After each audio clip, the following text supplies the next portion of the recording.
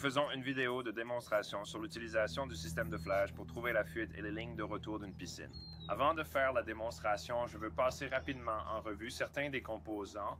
Nous avons le LT1000 qui se raccorde au flash mic et nous avons l'émetteur qui envoie un signal depuis le flash. Nous avons un système de traction par câble. Nous avons le sac en filet qui se place à l'extrémité du flash afin que nous puissions le tirer à travers une conduite. Nous avons notre équipement de pression que nous mettons sous basse pression, 6 livres, pour trouver la fuite avec ce système. Et ensuite, nous avons notre scanner qui scanne donc quand il est au-dessus de la fuite. Nous envoyons un signal, nous scannons et ensuite nous pouvons vous dire exactement où sous le sol. Ce que nous allons faire, c'est vous montrer comment utiliser le guide de traction pour faire passer une ficelle à travers, ce qui va essentiellement faire passer la tête du micro, mettre sous basse pression, écouter avec le LT1000 pour localiser précisément la fuite, puis nous allons brancher notre émetteur flash et utiliser notre scanner pour réellement la détecter et vous dire exactement où se trouve la fuite dans la conduite. Donc ces deux forment un T dans une seule, la ligne principale qui fait 1,5 pouce. Donc nous prenons le tuyau de descente et nous le soulevons au-dessus du niveau de l'eau pour que nous n'ayons pas à vider la piscine. Si la piscine est vidée, vous n'avez pas besoin de tuyau de descente, il vous suffit d'un mamelon de 1,5 pouce ou d'un convertisseur qui est fourni avec le système flash. Nous branchons l'autre côté pour éviter qu'il n'aspire. Et ce que nous avons également fait au niveau de l'équipement, ce que nous vous montrerons, c'est que nous avons coupé la ligne et l'avons élevée à des fins de démonstration. Donc, en utilisant le côté inverse d'un aspirateur, nous soufflons toute l'eau hors de la ligne, ce qui est plus facile que de l'aspirer dans la ligne. Très bien, donc maintenant, nous avons de l'aspiration dans cette ligne. Et ce que nous allons faire, c'est introduire le système de guidage. Avec cela, nous avons quelques options différentes d'embout à mettre à la fin. C'est notre manchon en plastique qui sera tiré directement dedans. Alors vas-y, William, arrête de l'alimenter. L'alimente lentement hors du bail.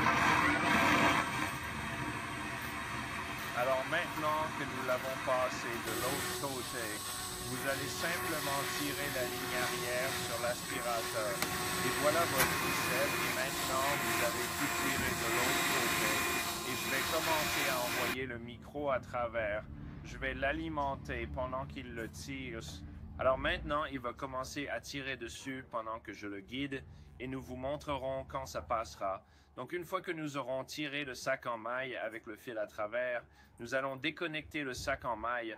Nous allons réellement remettre le câble avec la tête du micro à l'intérieur.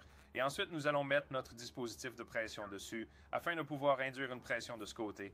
Maintenant que nous avons notre micro flash complètement de retour au début là-bas, nous allons continuer à le tirer et nous allons juste continuer à le tirer à travers, jusqu'à ce que nous atteignions juste le son. C'est un son de jet très distinctif qu'il fait et nous allons introduire cela maintenant dans la vidéo.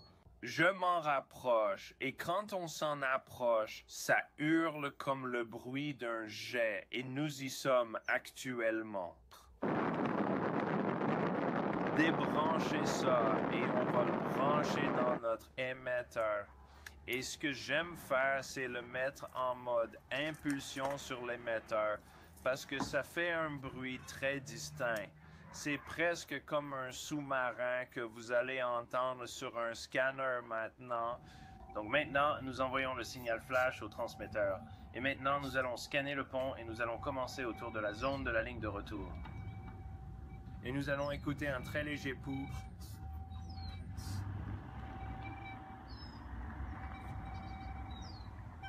Wide. Nous nous rapprochons.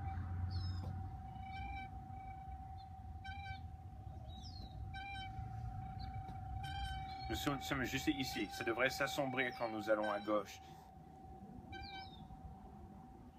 Oui, plus fort.